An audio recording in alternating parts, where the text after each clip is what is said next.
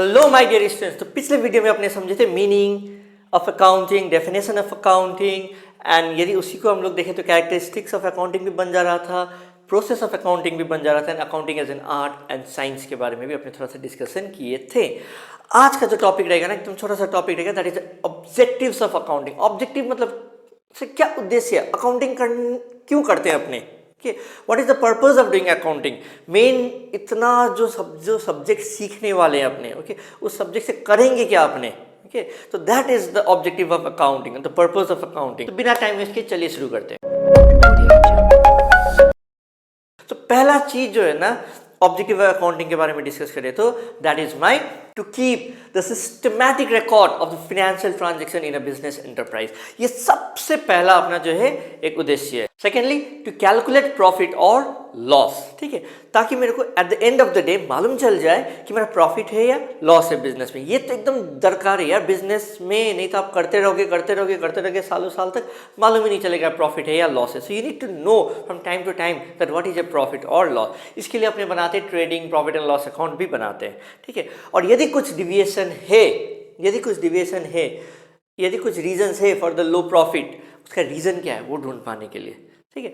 Next objective रहेगा अपना to ascertain the financial position of a business. Financial position मतलब कितने एसेट्स कितने लाइबिलिटीज है, कितने संपत्ति है और कितने किसी को चुकाने वाला लाइबिलिटीज जो माथा का टेंशन है वो है अपने पास। तो इसके लिए अपने फाइनेंशियल पोजीशन के लिए अपने बनाते हैं बैलेंस शीट बनाते हैं। तो by preparing a balance sheet we get to see the position of a business. Next जो ऑब्जेक्टिव है देखो, ईयर आफ्टर ईयर जब आपके पास एक प्रॉफिट लॉस या एक बैलेंस शीट का जो फिगर आपके पास मालूम रहेगा, then you will come to a conclusion that ओ सालों साल में पहले इतना प्रॉफिट था, अभी इतना प्रॉफिट है, अभी इतना प्रॉफिट है, पहले इतना सेल होता था, अभी इतना सेल होता है, इतना।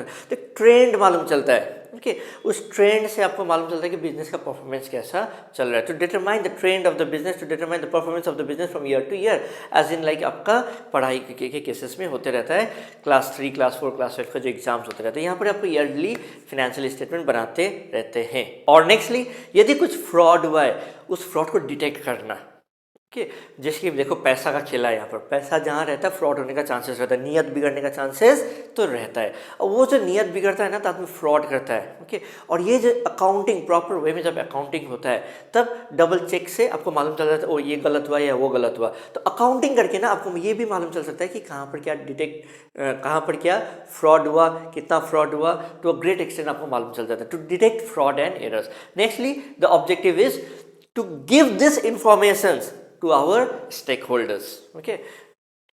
जैसे बैंकर्स हुए, एम्प्लॉयज हुआ, मैनेजमेंट हुआ, ये सबको एक इन्फॉर्मेशन प्रोवाइड करने के लिए, ये सारे हुए ऑब्जेक्टिव्स ऑफ अकाउंटिंग। देखो इसी ऑब्जेक्टिव्स ऑफ अकाउंटिंग और फंक्शंस ऑफ अकाउंटिंग में कुछ बहुत ज़्यादा डिफरेंस नहीं। एग्जाम में यदि आ भी जाए तो ज़्यादातर ऑब्जेक्टिव्स ही पूछता है क्योंकि सिलेबस में भी डायरेक्टली ऑब्जेक्टिव दिया है। लेकिन यदि फंक्शंस ऑफ अकाउंटिंग पूछ ले कोई घबराने वाला बात नहीं है।